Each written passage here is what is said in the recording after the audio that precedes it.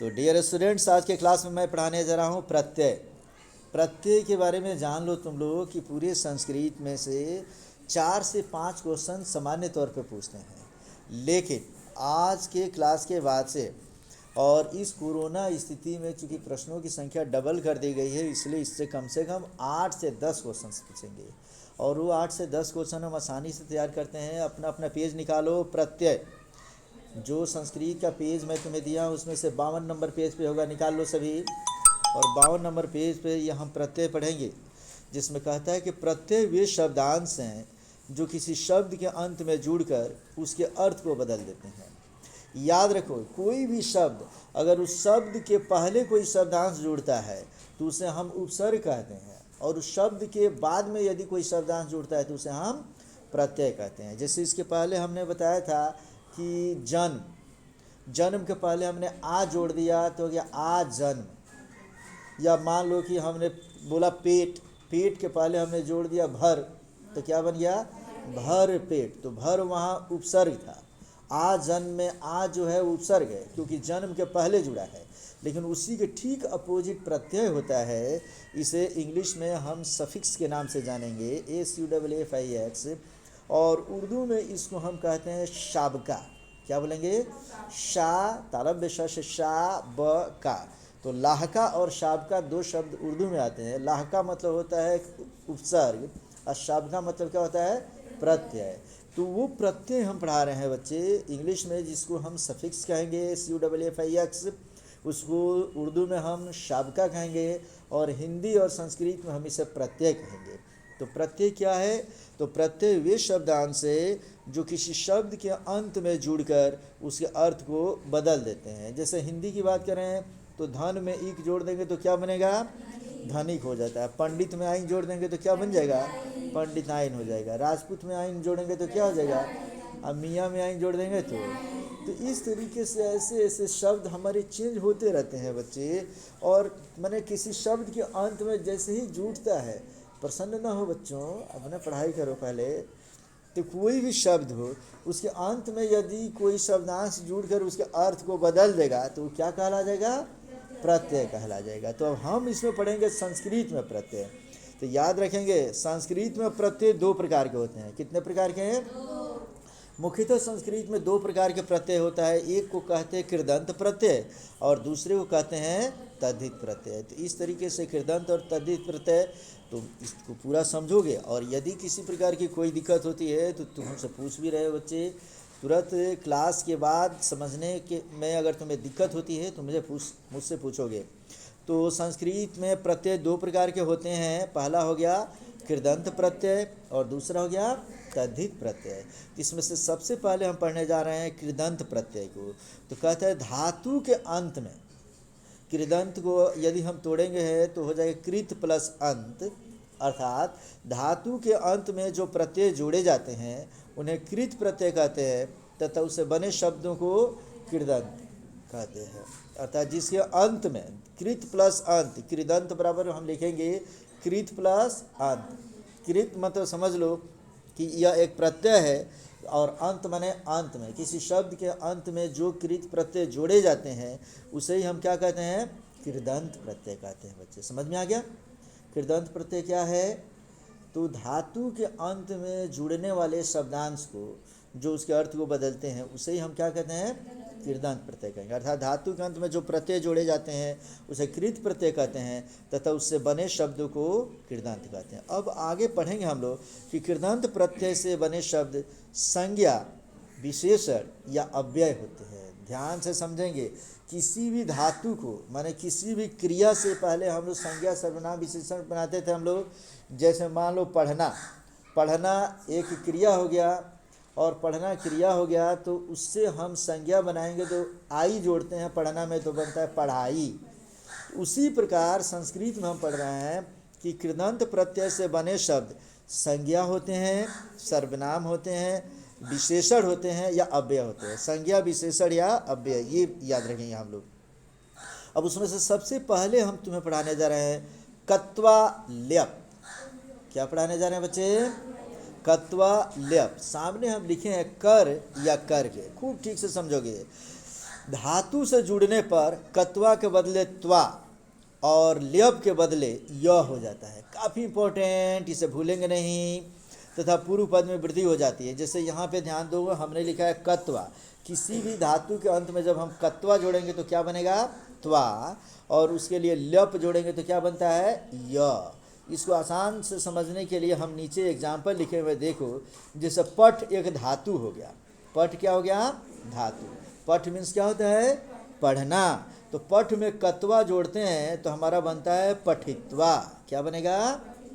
उसी में पा में कत्वा जोड़ेंगे तो पित्वा। होना चाहिए क्या? पठ में कत्वा जोड़ दिए तो पठत्वा होना चाहिए।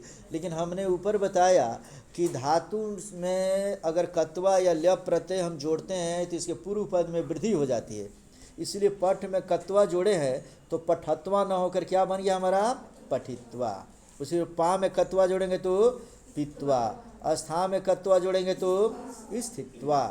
गम में अब ल्यप की बातें करते हैं बच्चे। हाँ, ल्यप के बदले य होता है। गम में ल्यप जोड़ेंगे तो क्या बन गया? गम्य।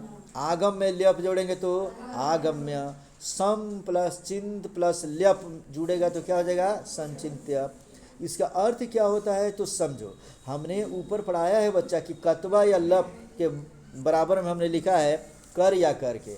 अर्थात यदि किसी धातु के अंत में हम कत्वा या ल्यप जोड़ दें तो उसका मतलब होता है कर या कर के। जैसे पठ में कत्वा जोड़ दिया हम तो बना पठित्वा। तो पठित्वा का मतलब हो गया पढ़ कर या पढ़ कर के। पठित्वा का मतलब क्या हो गया बच्चा? भूलोगे नहीं ना तुम लोग? उसी प्रकार अगर मैं कहूँ कि पा में कत्वा जोड़ दिए तो क्या बन गया हमारा? पित्वा। तो पित्वा का मतलब क्या होता है? पी कर या पी कर के। समझ में आ गया? उसी प्रकार होता है आस्था में कत्वा जोड़े हैं तो बन गया अस्तित्वा। स्थित्वा का मतलब क्या हो गया? ठहर कर या रह कर। उसी प्रकार गम में अब ल्यप हम जो कत्वा पढ़ लिया, अब ल्यप का उदाहरण हम देख रहे हैं। गम में ल्यप जोड़ देते क्या हो गया? गम्य। गम्य का मतलब क्या हो गया? जाकर। उसी प्रकार आगम में ल्यप जोड़ेंगे तो क्या बनेगा? आगम्य। तो आगम्य का मतलब क्या हो जाएगा? आकर। सम प्लस चिंत प्लस ल्यप बराबर होता है संचिंत्य, माने सोच कर। तो इस तरीके से हमारा कत्वा और ल्यप या कत्वा ल्यप दो प्रत्यय मैंने पढ़ाया बच्चे। ये तो रहा मेरा लेक्चर। अब तुम लोग होमवर्क करो मेरे साथ साथ। जैसे हमने बोला इसमें पठ में कत्वा जोड़ा तो क्या बन गया? पठित्वा। अब हम अनुवाद बनाएंगे इस पर। लिखो, कॉपी में लिखो वह पढ़कर, कॉपी खोलो और लिखते जाओ जितना मैं बोल रहा हूं। वह पढ़कर खेलता है। वह पढ़कर खेलता है।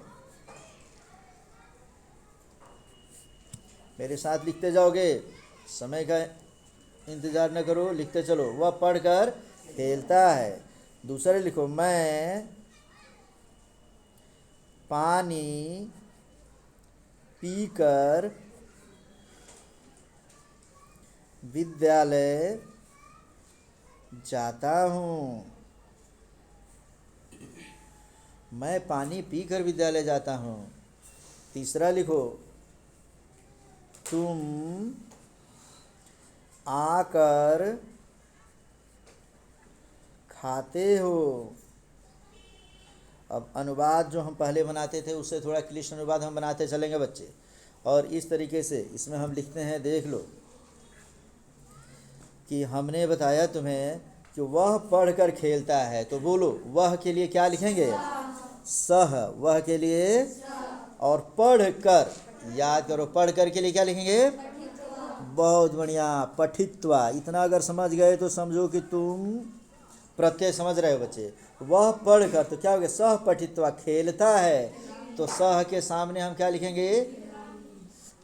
ती लगाते हैं बच्चे। लट लकार का सह के सामने ती शब्द लगाएंगे ना जी। तो खेल में ती लगाएंगे तो क्या हो जाएगा? खेलती। आ क्रीड में ती लगा देंगे तो क्या हो जाएगा? क्रीडती। अगर क्रीड धातु लगाते हैं तो क्रीडती, और खेल धातु लगाते हैं तो क्या हो जाएगा? खेलती हो जाएगा। इस तरीके से हो गया सह पठित्वा क्रीडती या खेलती। इसको और आसान तरीके से समझ सकते हो बच्चे। मैंने इसे रिकॉर्डिंग में डाल दिया यहाँ पर, और यहाँ अगर मैं रिकॉर्डिंग में डालता हूँ तो स्क्रीन में आ ही रहा है। हाँ ठीक है बच्चे, तो बढ़िया समझो। ये मैं लिख रहा हूँ यहाँ पे, देखते चलोगे तुम लोग। कहता है वह पढ़कर खेलता है, तो क्या लिखा हमने? स पठित्वा क्रीडति। उसी प्रकार अगला वाक्य इसमें देखो कि मैं पानी पीकर विद्यालय जाता हूँ। मैं पानी पीकर, तो मैं के लिए हम क्या लिखेंगे? मैं के लिए हमने लिख दिया अहम। उसके बाद पानी, पानी के लिए क्या लिखेंगे? जलम। उसके बाद पीकर के लिए क्या लिखेंगे? पित्वा। याद करो, अभी मैंने तुम्हें बताया था बच्चे कि ऊपर के स्क्रीन में देख लो, हमने तुम्हें बताया है कि पीकर के लिए हमने क्या बताया था अभी? देखो यहाँ पे, हाँ ये देखो स्क्रीन में दिखाई दिया। पीकर के लिए क्या लिखेंगे? पित्वा। तो पीकर के लिए हमने लिख लिया पित्वा। और पित्वा के बाद से फिर से हम आते हैं बच्चों कि ये देख लो, मैं के लिए अहम, पानी के लिए जलम, अब पीकर के लिए पित्वा। अब विद्यालय के लिए क्या लिखेंगे? विद्यालयम लिख लेंगे हम लोग। और उसके बाद जाता हूँ के लिए क्या हो जाएगा? गच्छामि। अहम दिया है तो क्या हो जाएगा? गच्छामि। उसी प्रकार तुम आकर खाते हो, तो तुम के लिए क्या लिखेंगे? बोलो, त्वम। बोलते चलो मेरे साथ में, तुम के लिए त्वम। आकर, आकर के लिए ल्यप लगा देंगे हम लोग, तो क्या हो जाएगा? आगम्य। आकर के लिए हमने क्या लिखवाया है? आगम्य। खाते हो, तो खाद के सामने क्या जोड़ेंगे हम लोग? सी। त्वम है तो त्वम के लिए हम क्या जोड़ते हैं लट लकार में? सी। इस तरीके से हमारा यह जो हुआ, ये पूरा कंप्लीट हुआ बच्चे। देख लो तुम लोग, और इसका तुम बढ़िया से देखो कि प्रत्यय में कि वह पढ़कर खेलता है, स पठित्वा क्रीडति। मैं पानी पीकर विद्यालय जाता हूँ। अहम जलम पीत्वा विद्यालयम गच्छामि। तुम आकर खाते हो, त्वम आगम्य खादसी। अर्थात इस तरीके से मुझे यकीन है बच्चे कि अब मैं जो तुम्हें पढ़ाया और अभी तक मैंने जो तुम्हें बताया कि किस तरीके से समझो कि प्रत्यय को हम पढ़ते हैं और किस तरीके से इसका उपयोग हम करेंगे, तो मेरा ख्याल है कि तुम्हें इसका उपयोग आ गया होगा बच्चे। कोई दिक्कत हो रही है क्या समझने में, किसी को परेशानी? तो अब इसी तरीके से आज के वीडियो में अभी हमने बताया कत्वा और ल्यप। फिर से बता दूं कि धातु से जुड़ने पर कत्वा के बदले त्वा और ल्यप के बदले यह हो जाता है। बोर्ड के एग्जाम में कैसे क्वेश्चन पूछता है इसे समझोगे। परीक्षा में पूछ देगा पठित्वा में कौन सा प्रत्यय लगा है, और आंसर देगा ल्यप, कत्वा, क्षत्रि, सानस। क्या लगा है बच्चों? कत्वा लगा है। बता दिया हम लोग। उसी प्रकार अगर मान लो उसमें देता है कि आगम्य, आगम्य में कौन सा प्रत्यय लगा है, तो उसमें दे देगा क्षत्रि, शानच, कत्वा, ल्यप। तो आगम्य लास्ट में यह देख रहे हैं, हम जानते हैं कि ल्यप के बदले यह हो जाता है, इसलिए हम क्या बोलेंगे? ल्यप लगा है। परीक्षा में अगले तरीके से पूछेगा पठित्वा में मूल धातु क्या है, तो मूल धातु क्या हो गया? पट। समझ में आ गया? उसी प्रकार कहेगा पित्वा, पित्वा में मूल धातु क्या है? आंसर देगा नंबर 1 पी, 2 पा, 3 पिब और चौथा खिब। कुछ भी दे देगा उसमें से। तो बोलो बच्चों क्या हो जाएगा इसमें से? पा धातु। इसमें मैंने लिखा है पी धातु नहीं होता है, यानी कि पित्वा का पी लिख लिए, तो इस तरीके से गलत हो जाएगा। इसलिए धातु क्या हो जाएगा? पा। तो जो मैं इसमें लिखवाया हूँ यकीन रखो कि प्रायः इसी में से कोई ना कोई पूछेगा। इससे अलग हट कर भी पूछता है तो तुम बताने के काबिल रहोगे, तुम बता सकते हो। अगला पूछता है 1 नंबर का क्वेश्चन, पठ प्लस कत्वा से कौन सा शब्द बनेगा? नंबर 1 में देता है पठत्वा, 2 में देगा पठित्वा। तो कई बच्चे ऐसे होते हैं जो व्याकुल रहते हैं एकदम, पठ प्लस कत्वा, जहाँ देखेगा पठत्वा उसको दिखाई देगा त्वा लगा है, मार पहला ही सही कर देते हैं। तो पहला सही करोगे तो क्या हो जाएगा? गलत हो जाएगा। ध्यान देंगे कि पठ में कत्वा जुटता है तो पठत्वा नहीं होता है, क्या होता है? पठित्वा। अर्थात पूर्व पद में थोड़ी सी वृद्धि करेंगे। तो इस तरीके से बच्चे ये भी पूछ देता है। अगला पूछ सकता है कि पठित्वा को अलग अलग तोड़े या पठित्वा को प्रत्यय के साथ लिखे, तो पठित्वा बराबर हम लिखेंगे पठ प्लस कत्वा।